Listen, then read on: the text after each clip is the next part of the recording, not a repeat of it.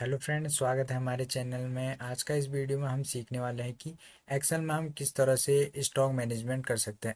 अगर आप किसी अकाउंटिंग की जॉब करते हो या फिर आपको क्लोजिंग स्टॉक मैनेजमेंट करते हैं तो यह वीडियो आपके लिए काफ़ी हेल्पफुल रहेगा, क्योंकि इस वीडियो में हम कम्प्लीटली सीखने वाले हैं कि हम एक्सेल में स्टॉक मैनेजमेंट कैसे करते हैं। या तो हमें क्लोजिंग स्टॉक मंथली में मैनेजमेंट करना पड़ता है या फिर हमें ईयरली में मैनेजमेंट करना पड़ता है। तो इस वीडियो में हम कम्प्लीटली सीखने वाले हैं कि हम इस एक्सेल में स्टॉक को मैनेजमेंट कैसे करते हैं। तो वीडियो में आगे बढ़ने से पहले अगर आप हमारे चैनल में नए हैं तो चैनल को सब्सक्राइब करें और वीडियो को लाइक करें। इस वीडियो को अपने दोस्तों को जरूर शेयर करें ताकि उनको भी बेनिफिट हो। तो वीडियो शुरू करते हैं। तो फ्रेंड, यहाँ पर आप देखेंगे मैंने एक्सेल में पहले से एक फॉर्मेट रेडी किया हुआ है स्टॉक मैनेजमेंट का। तो यहाँ पर आप देखेंगे हमने सीरियल नंबर ले रखा है। सीरियल नंबर में हम जो भी हम यहाँ पर स्टॉक के नेम लिखेंगे या फिर आइटम के नेम लिखेंगे, उसी के अकॉर्डिंग हम यहाँ पर सीरियल नंबर लिखने वाले हैं। आइटम में आप देखेंगे जैसे हम कंप्यूटर को ले लेते हैं, कंप्यूटर शॉप को ले लेते हैं। तो कंप्यूटर शॉप में जैसे कीबोर्ड, माउस, मदरबोर्ड, ये सारे स्टॉक हैं। उसके बाद आप देखेंगे जैसे परचेज। परचेज वह कंज्यूमर होता है जिससे हम कोई भी चीज़ परचेज करते हैं। जैसे हम कोई भी स्टॉक परचेज करते हैं या फिर हम कंपनी के लिए कोई भी चीज़ खरीदते हैं तो उसे हम यहाँ पर परचेज कहते हैं।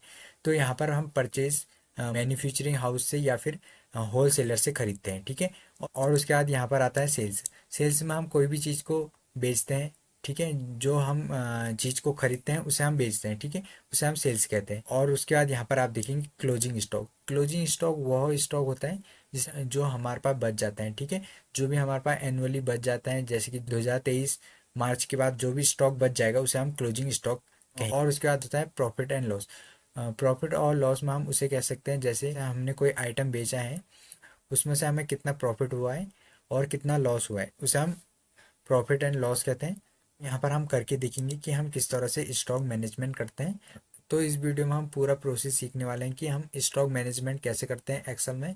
तो इस वीडियो में बने रहे अंत तक। तो हम सबसे पहले यहाँ पर सीरियल नंबर लिखेंगे। सीरियल नंबर लिखने के लिए हम क्या करेंगे, 1 टाइप करेंगे और एंटर प्रेस करेंगे, और यहाँ पर से हम 2 टाइप करेंगे और एंटर प्रेस करेंगे। और फिर उसके बाद 1 और 2 को सिलेक्ट करेंगे और नीचे को ड्रैग कर देंगे। यहाँ पर आप देखेंगे हमारा अलाइन अभी राइट है, और तो हम इसे सेंटर में कर देंगे। तो इसके लिए क्या करेंगे, हम इस पूरी रेंज को इस तरह से सिलेक्ट कर लेंगे और सिलेक्ट करने के बाद और यहाँ पर से हम इसे सेंटर अलाइन में कर देंगे, ठीक है। उसके बाद हम एक आइटम या फिर हम उसे स्टॉक भी कह सकते हैं। तो यहाँ पर आप देखेंगे हम यहाँ पर एक आइटम का नेम लिख लेंगे। तो इसके लिए हम लिखेंगे माउस। माउस लिखने के बाद हम एंटर प्रेस करेंगे। उसके बाद क्वांटिटी। क्वांटिटी वो होती है जैसे हमने कोई चीज़ परचेज़ की है, ठीक है। जैसे हमने माउस परचेज़ किया है तो उसकी एक क्वांटिटी होगी, ठीक है। हमने कितनी क्वांटिटी खरीदी है, तो यहाँ पर हमने उसकी क्वांटिटी खरीदी है 250। और उसके बाद आप देखेंगे यहाँ पर माउस की हमने 250 क्वांटिटी खरीदी है। उसके बाद हमने उसके कितने 250 क्वांटिटी कितने रेटों में खरीदी है, ठीक है। तो यहाँ पर हमने उसकी 500 के रेट में खरीदे हैं 250 क्वांटिटी, ठीक है। रेट 500 लिख देंगे और उसके बाद टैब बटन प्रेस करेंगे और यहाँ पर आप देखेंगे अमाउंट, ठीक है। अब अमाउंट क्या होता है, तो हमने यहाँ पर क्वांटिटी खरीदी है और रेट खरीदे हैं, तो यहाँ पर उसका एक अमाउंट होगा, ठीक है। हमने यहाँ पर माउस खरीदा है तो यहाँ पर उसकी क्वांटिटी हमने 250 खरीदी और रेट हमने 500 के रेट में हमने 250 क्वांटिटी खरीदी है और इसका एक अमाउंट होगा, ठीक है। तो अमाउंट हम कैसे निकालेंगे, इसके लिए हम लिखेंगे इक्वल, और इक्वल लिखने के बाद हम यहाँ पर क्वांटिटी को सिलेक्ट करेंगे और उसके बाद मल्टीप्लाई का साइन देंगे और उसके बाद हम रेट को सिलेक्ट करेंगे और सिलेक्ट करने के बाद हम एंटर प्रेस करेंगे। जैसे हम एंटर प्रेस करेंगे तो यहाँ पर आप देखेंगे उसका एक अमाउंट निकल जाएगा। तो यहाँ पर उसका अमाउंट निकला है 1,25,000। और उसके बाद आप देखेंगे यहाँ पर सेल्स। सेल्स में आप देखेंगे क्वांटिटी। यहाँ पर हमने 250 क्वांटिटी खरीदी थी माउस की, तो यहाँ पर हमने 200 क्वांटिटी बेच रखी है, ठीक है। केवल हमने 200 क्वांटिटी बेच रखी है और उसके रेट होंगे, ठीक है। इसके रेट क्या होंगे, जैसे रेट जो है 500 है, यहाँ पर हमने 250 क्वांटिटी खरीदी थी और 500 के रेट में, ठीक है। यहाँ पर सेल्स में हमने उसकी सेल्स कर रखी है 800 के रेट में, ठीक है। 800 के रेट में हमने यहाँ पर उसकी सेल्स कर दी, ठीक है। और यहाँ पर इसका अमाउंट आ जाएगा।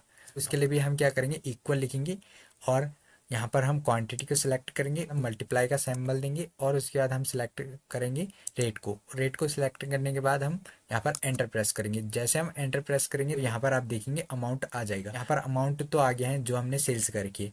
और उसके बाद हम इसका क्लोजिंग स्टॉक निकालेंगे। क्लोजिंग स्टॉक वो होता है जो सामान बच गया है, उसे हम क्लोजिंग स्टॉक कहते हैं।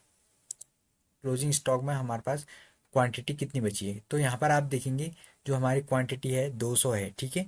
200 हमने सेल्स कर रखी है और हमने कितनी खरीदी, 250। हमने यहाँ पर 250 खरीद रखी है, उसमें से हमें 200 को माइनस कर देंगे, तो इसके लिए हम लिखेंगे इक्वल। और हम सिलेक्ट करेंगे परचेज जो हमने क्वांटिटी कर रखी है, तो यहाँ पर हमने 250 क्वांटिटी परचेज कर रखी है, उसे हम सिलेक्ट करेंगे। उसके बाद हम माइनस करेंगे। माइनस करने के बाद यहाँ पर आप देखेंगे उसके बाद हम जो हमने सेल्स करके उसे हम सिलेक्ट करेंगे क्वांटिटी को। उसके बाद सिलेक्ट करने के बाद हम यहाँ पर से एंटर प्रेस कर देंगे। जैसे हम एंटर प्रेस करेंगे तो यहाँ पर आप देखेंगे 50 ही हमारे पास क्वांटिटी बची हुई है, ठीक है। हमारा क्लोजिंग स्टॉक की क्वांटिटी है 50। यहाँ पर आप देखेंगे हम इसका क्लोजिंग स्टॉक का अमाउंट निकालेंगे, तो उसके लिए हम क्या करेंगे, निकालेंगे। इसके लिए हम लिखेंगे इक्वल। और इक्वल लिखने के बाद तो यहाँ पर आप देखेंगे हमारे पास क्वांटिटी कितनी बची है, हमारे पास बची है 50। हम 50 को सिलेक्ट करेंगे। उसके बाद हम मल्टीप्लाई का सिंबल दे देंगे। मल्टीप्लाई का सिंबल देने के बाद हम यहाँ पर सिलेक्ट करेंगे रेट, ठीक है। परचेज के जो रेट होंगे उसे हम सिलेक्ट कर देंगे। परचेज के रेट को हम इसलिए सिलेक्ट कर रहे हैं क्योंकि यहाँ पर आप देखेंगे जो हमने 250 क्वांटिटी खरीदी थी, ठीक है, उसका जो रेट था वो था यहाँ पर 500, ठीक है। और यहाँ पर इसका अमाउंट था 1,25,000। और यहाँ पर आप देखेंगे कि जो हमारे पास 50 क्वांटिटी अभी बची है उसका रेट हमें यहाँ पर निकालना है, ठीक है। 500 से हम इसे गुणा कर देंगे और एंटर प्रेस कर देंगे। जैसे हम एंटर प्रेस करेंगे तो यहाँ पर हमारे पास क्लोजिंग स्टॉक अमाउंट जो है 25,000 बचा है।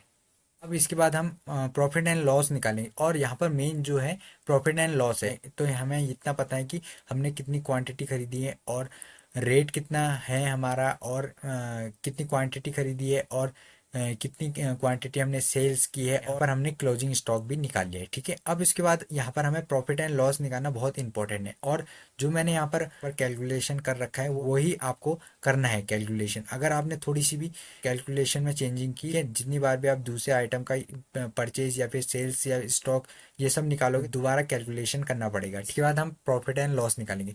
प्रॉफिट एंड लॉस निकालने के लिए हम क्या करेंगे, इक्वल लिखेंगे। और इक्वल लिखने के बाद हम सिलेक्ट करेंगे यहाँ पर अमाउंट को, क्लोजिंग स्टॉक का जो अमाउंट होगा उसे सिलेक्ट करें। उसके बाद हम इसे प्लस करेंगे। प्लस करने के बाद हम सिलेक्ट करेंगे जो हमने यहाँ पर सेल्स करके उस अमाउंट को सिलेक्ट करेंगे। उसके बाद हम माइनस कर देंगे, माइनस का सिंबल देंगे, और माइनस का सिंबल देने के बाद हम इसे माइनस कर देंगे। परचेस अमाउंट को हम यहाँ पर सिलेक्ट कर देंगे। उसके बाद हम एंटर प्रेस कर देंगे। तो हम एंटर प्रेस करेंगे तो यहाँ पर आप देखेंगे हमें 60,000 का प्रॉफिट हुआ है, ठीक है। यहाँ पर आप देखेंगे प्रॉफिट हमें क्यों है, क्योंकि हमने परचेज कर रखी है 250 क्वांटिटी, और रेट है उसके 500, और अमाउंट है उसका 1,25,000। और यहाँ पर आप उसकी सेल्स से देखेंगे, क्वांटिटी देखेंगे 200 हमने सेल्स कर रखी है, ठीक है। और उसके रेट जो है 800 है, और उसका अमाउंट कितना है, 1,60,000 रुपये। तो यहाँ पर आप देखेंगे मेन ये है कि हमने सेल्स कितनी कर रखी है। सेल्स यहाँ पर आपको दिखाएगी 60,000, जबकि हमारी 250 क्वांटिटी में 1,25,000 में हमने परचेज किया था, ठीक है। इतनी हमने माउस परचेज किए थे। और यहाँ पर आप देखेंगे कि जो क्लोजिंग स्टॉक है, ठीक है, क्लोजिंग स्टॉक में आप देखेंगे 50 क्वांटिटी बच रखी है, और अमाउंट है इसका 25,000। प्रॉफिट जो है हमारा वो है 60,000 रुपये। यहाँ पर मैं आपको दूसरा आइटम का बताऊंगा, ठीक है। तो उसके लिए मैं क्या करूँगा, यहाँ पर आप देखेंगे प्रॉफिट एंड लॉस है, इसे मैं नीचे को ड्रैग कर दूंगा, ठीक है। ड्रैग मैं इसलिए करूँगा क्योंकि मुझे दोबारा ही कैलकुलेशन नहीं करना पड़ा। अब मैं यहाँ पर सीधे क्वांटिटी और प्राइस ही यहाँ पर लिखूंगा, और जो मैंने यहाँ पर कैलकुलेशन कर रखा है, जैसे कि आप देखेंगे अमाउंट में कैलकुलेशन कर रखा है, इसे मैं नीचे को ड्रैग कर दूंगा, ठीक है। इसे मैंने नीचे को ड्रैग कर दिया है, और यहाँ पर परचेस वाले अमाउंट को भी नीचे को ड्रैग कर दूंगा। यहाँ पर मैंने परचेस वाले अमाउंट को भी ड्रैग कर दिया है। अब मैं क्या करूँगा, जैसे मैं आइटम का नेम लिखूंगा, यहाँ पर मैंने लिख दिया है कीबोर्ड। कीबोर्ड लिख दिया, ठीक है। कीबोर्ड लिखने के बाद मैंने टैब बटन प्रेस किया। अब कीबोर्ड की जो क्वांटिटी है मेरे पास केवल 100 है, ठीक है। हमने कीबोर्ड की 100 क्वांटिटी केवल परचेज कर रखी है, ठीक है। और यहाँ पर उसका रेट है वो है हमारा 400, ठीक है। उसका जो रेट है वो है 400, और एंटर प्रेस करूंगा तो यहाँ पर आप देखेंगे वो 40,000 के हमने परचेज कर रखे हैं, ठीक है। और सेल्स में देखेंगे कीबोर्ड की क्वांटिटी है 50, तो यहाँ पर आप देखेंगे कीबोर्ड की मैंने केवल 50 क्वांटिटी सेल्स करके। उसके बाद आप देखेंगे रेट, जो उसके रेट है वो है 500। 500 में मैंने एक कीबोर्ड बेच रखा है, ठीक है। तो 50 कीबोर्ड मैंने यहाँ पर बेच रखे हैं 25,000 के, ठीक है। तो यहाँ पर हमारा कैलकुलेशन ऑटोमेटिकली होते रहेगा। 25,000 की मैंने 50 कीबोर्ड बेच रखी है, इसकी क्वांटिटी है 50 और रेट है 500। और यहाँ पर आप देखेंगे क्लोजिंग स्टॉक, जो हमारे पास क्लोजिंग स्टॉक बचा है वो यहाँ पर आप देख सकते हैं। क्लोजिंग स्टॉक के लिए आप देखेंगे, मैं यहाँ पर लिखूंगा इक्वल। इक्वल लिखने के बाद मैं क्लोजिंग स्टॉक में आप देखेंगे कि हम परचेज जितनी हमने क्वांटिटी करके उसे सिलेक्ट कर देंगे, उसके बाद माइनस करेंगे, और माइनस करने के बाद यहाँ पर आप देखेंगे जो हमने सेल्स क्वांटिटी करके उसे हमने सिलेक्ट कर देना है। सीधे हमें इस तरह से करना है, उसके बाद हम एंटर प्रेस कर देंगे। तो यहाँ पर आप देखेंगे हमारे पास 50 क्वांटिटी बच रही है। क्लोजिंग स्टॉक का अमाउंट निकालने है, तो यहाँ पर आप देखेंगे क्लोजिंग स्टॉक। यहाँ पर हम अमाउंट निकालने के लिए क्या करने वाले हैं, हम लिखने वाले हैं इक्वल लिखेंगे सिंपल सा, और यहाँ पर हम जो हमारी क्वांटिटी बच रही है उसे सिलेक्ट करेंगे। उसके बाद सिलेक्ट करने के बाद हम मल्टीप्लाई का सिंबल दे देंगे, और सिंबल देने के बाद यहाँ पर आप देखेंगे हम रेट को सिलेक्ट कर देंगे। हम कौन से रेट को सिलेक्ट करेंगे, परचेस वाली रेट को हम यहाँ पर सिलेक्ट कर देंगे, क्योंकि हमने 400 में ही एक कीबोर्ड परचेस कर रखा था। ठीक है, तो यहाँ पर आप देखेंगे हम परचेज वाली रेट को सिलेक्ट कर देंगे, उसके बाद हम एंटर प्रेस करेंगे। तो जैसे हम यहाँ पर एंटर प्रेस करेंगे तो यहाँ पर आप देखेंगे हमें 5,000 का प्रॉफिट हो रखा है। आप देखेंगे 50 कीबोर्ड हमारे पास बच रखे हैं, और यहाँ पर आप देखेंगे उसका अमाउंट है 20,000, और 5,000 का यहाँ पर हमें प्रॉफिट हो रखा है। और यहाँ पर आप देखिए मैं एक और आइटम का स्टॉक मैनेजमेंट करके दिखाऊंगा। तो यहाँ पर मैं लिख लूँगा आइटम का नेम मॉनिटर। मॉनिटर लिखने के बाद यहाँ पर मैं इसकी क्वांटिटी दे दूंगा। तो यहाँ पर मैंने इसकी ज़्यादा क्वांटिटी नहीं ली है, मैंने यहाँ पर इसकी 20 क्वांटिटी ली। तो ये 20 क्वांटिटी हमने कितने की रेट में खरीदी, तो यहाँ पर हमने 20 क्वांटिटी खरीदी यहाँ पर 5,000 की रेट में। ठीक है, और यहाँ पर इसका जो अमाउंट है वो है 1,00,000 रुपये इसका अमाउंट है।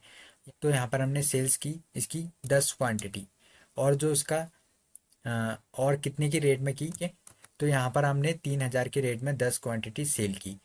यहाँ पर आप देखेंगे मॉनिटर की सेल्स हमारी कम हुई। ठीक है, तो यहाँ पर आप देखेंगे क्लोजिंग स्टॉक में इसकी जो क्वांटिटी बचेगी वो बचेगी परचेज में से हम सेल्स को माइनस कर देंगे। तो इक्वल लिखेंगे, और यार हम परचेज वाली क्वांटिटी को सिलेक्ट कर देंगे, जितनी हमने परचेज क्वांटिटी करके उसे हम सिलेक्ट करेंगे, उसके बाद हम माइनस करेंगे, और यहाँ पर से हम सेल्स वाली क्वांटिटी को सिलेक्ट कर देंगे, और उसके बाद एंटर प्रेस करेंगे।